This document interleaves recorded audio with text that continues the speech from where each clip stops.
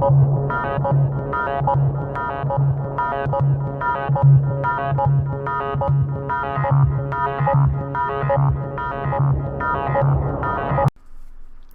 wanted to do a video of my comparison between India and Pakistan and their military capabilities. I often get accused of being biased by the Pakistanis.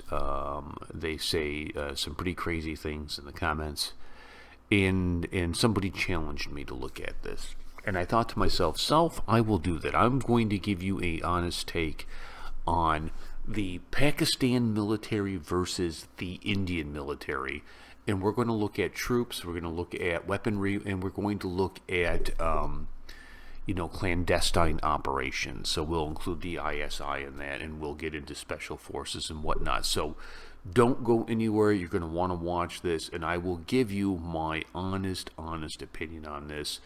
Peace and much love. Let's get this thing going. India and Pakistan, what would it look like if these two armies clashed? I would say that the Indian-Pakistani border is probably one of the most dangerous borders in the world. The border is often referred to as the LOC, the line of control, and it is heavily guarded on both sides. The LOC is a very dangerous place because this is often where the terrorists will cross from Pakistan into India, and really putting India in a tough spot. So I think as you compare these two, we have to bring our focus here on the LOC. You have to understand the LOC is one of the first kind of testing points of which military would be better, which intelligence agency would be better, because there is a whole lot of cloak and dagger that happens on the LOC. There is a whole lot of invasion. It is such an important pivotal piece of what happens in India that every day there's a portion of the border that's closed, and they have a border closing ceremony that is completely off the hook and will look extremely maybe odd to the Western eye. However, the tensions are high. The pride is high. And what I have heard is there are millions of Indians that show up to watch this. You cannot underestimate the animosity between the two countries. You cannot underestimate the ill intent from Pakistan to cause havoc in India. And again, you have to understand the LOC. To further illustrate my point, I think let's just take a look at the border closing ceremony so you can get a feel of it. This is a reflection of the tension that happens between the two nations on the LOC. Let's take a look at this.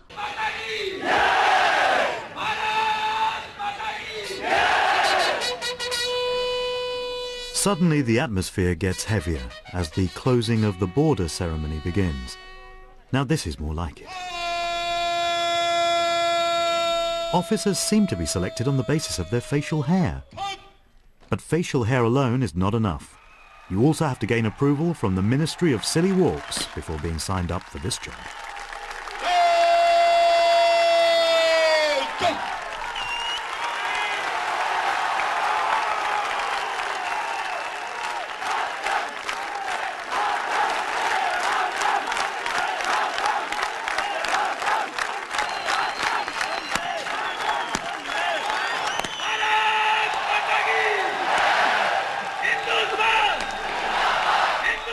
These strutting peacocks aren't confined to the Indian side of the border. Not to be outdone, the Pakistanis take the evening display every bit as seriously.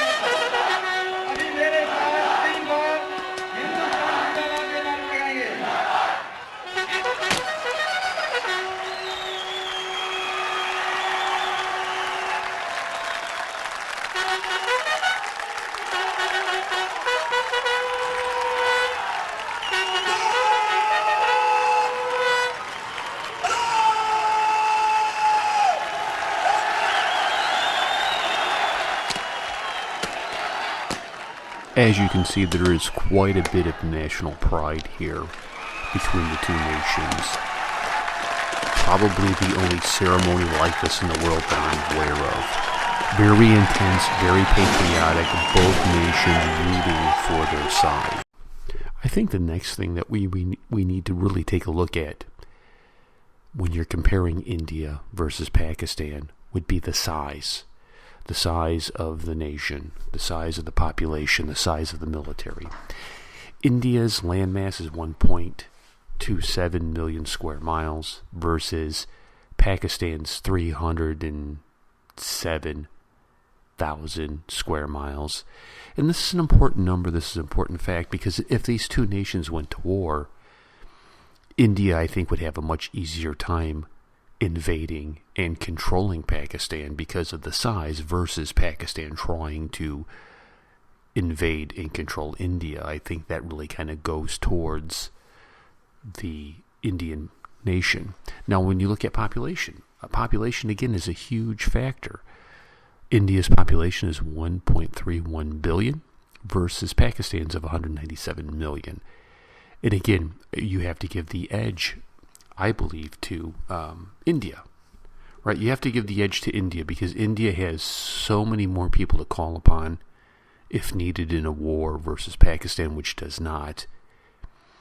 Although Pakistan, if they were able to execute a nuclear-style attack or some kind of dirty bomb, would have a much higher body count because of the dense population. However, I think you still have to give the edge to India. Now, let's look at active military. India has 1.4 million active military personnel versus Pakistan's 643,000, right? So you're talking about an active military of India that's twice the size, more than twice the size of Pakistan. And then we get into the reserves. India has 1.1 million versus Pakistan's 500,000. Again, the edge is going greatly towards India. And then when you start factoring in things like a paramilitary force, again, India adds another 2 million. So I think when you look at this as far as a traditional classic military conflict with tanks and troops in jet fighters and whatnot, the edge goes clearly to India. India has the numbers, they have the weapons, they have the reserves.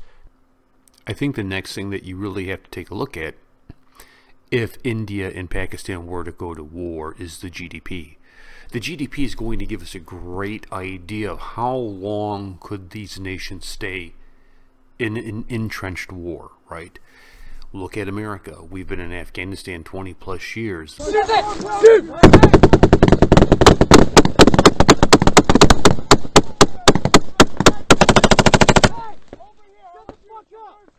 Shoot that fucking 240 just like that graveyard. The only reason we're able to do that in Iraq and other things around the globe is our GDP is, I think, 19.3 trillion. I think. So this is a great barometer of staying power, of how long could a nation dig in and fight, because war is expensive. So let's take a look at the GDP of India. It is 2597.5 billion with a B. That is a lot of do-re-mi, right? And if you don't know what GDP is, it is the goods and services produced by a nation that is sold, right? So this is how India as a country makes money. That is a lot of money. Second in the world. The Pakistani GDP is 305 billion. 305 billion with a B. So you have this 9 times the size, 8 times the size. I mean, so for every dollar, a Pakistan can make, India is making 8 or 9, right? And that's ridiculous. And to kind of put this in perspective, $305 billion, that's how much Missouri GDP is. One of our states, Missouri. And I don't know if you've ever been to Missouri, but Missouri's kind of a backwards, it's not the place of Metropolis. It's not the place of cutting edge. It would be America's version of WISAG, if you will. So I think there's a clear advantage to India in the GDP. All you have to do is look at history. When we were in the height of the Cold War with Russia, and Ronald Reagan decided his strategy was to spend them into oblivion. And now the Soviets themselves may, in a limited way, be coming to understand the importance of freedom. We hear much from Moscow about a new policy of reform and openness. Some political prisoners have been released. Certain foreign news broadcasts are no longer being jammed. Some economic enterprises have been permitted to operate with greater freedom from state control. Are these the beginnings of profound changes in the Soviet state, or are they token gestures intended to raise false hopes in the West or to strengthen the Soviet system without changing it? We welcome change and openness, for we believe that freedom and security go together, that the advance of human liberty can only strengthen the cause of world peace. There is one sign the Soviets can make that would be unmistakable, that would advance dramatically the cause of freedom and peace. General Secretary Gorbachev, if you seek peace, if you seek prosperity for the Soviet Union and Eastern Europe, if you seek liberalization, come here to this gate. Mr. Gorbachev, open this gate.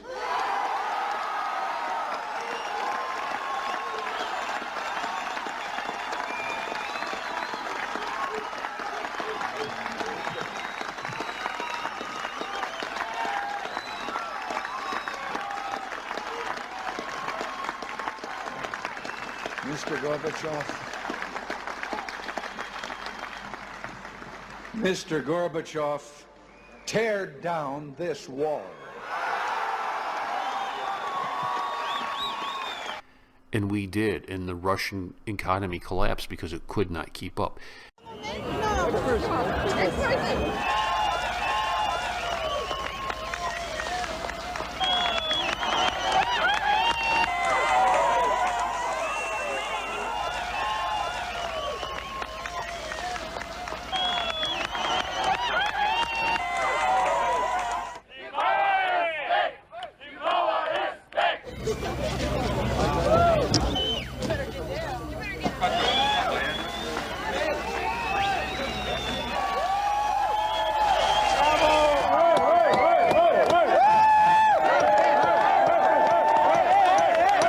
So geht sie zu Bruch und nichts anderes. Und nicht das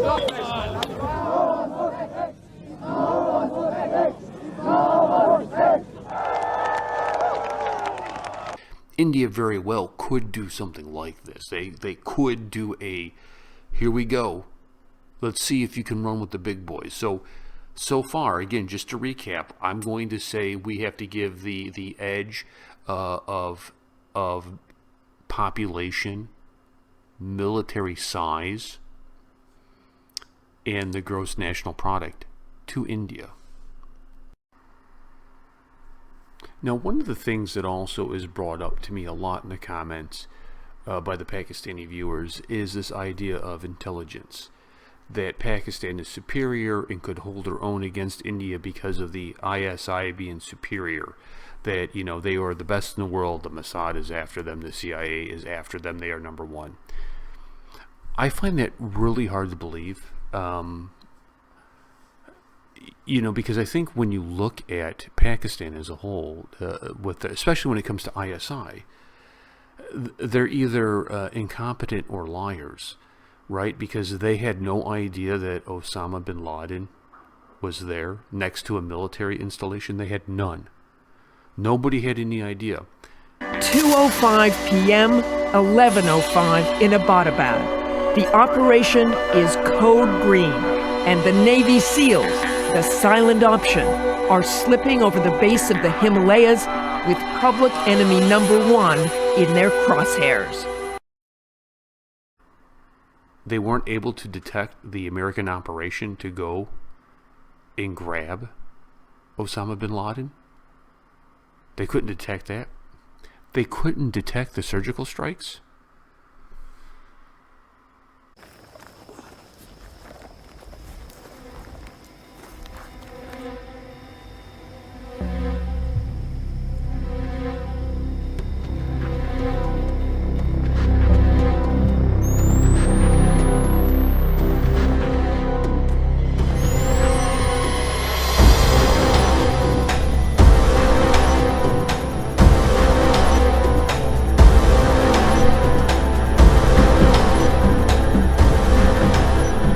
नया हिंदुस्तान है। ये हिंदुस्तान घर में घुसेगा भी और मारेगा भी।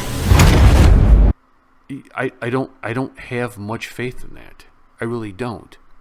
And past performance is the sign of future behavior. They're not very good at intelligence. They're not, right? However, when you look at India, you have the devil. Somebody summoned the devil. Ajit Doval, the man Pakistan fears, is a great example of Indian intelligence.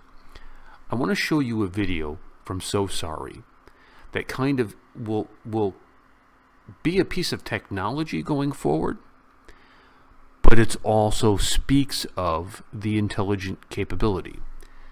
India has gone to Mars. Pakistan can't get to Kashmir, right? This video kind of illustrates the gap between the two nations, so let's take a look at it. So sorry!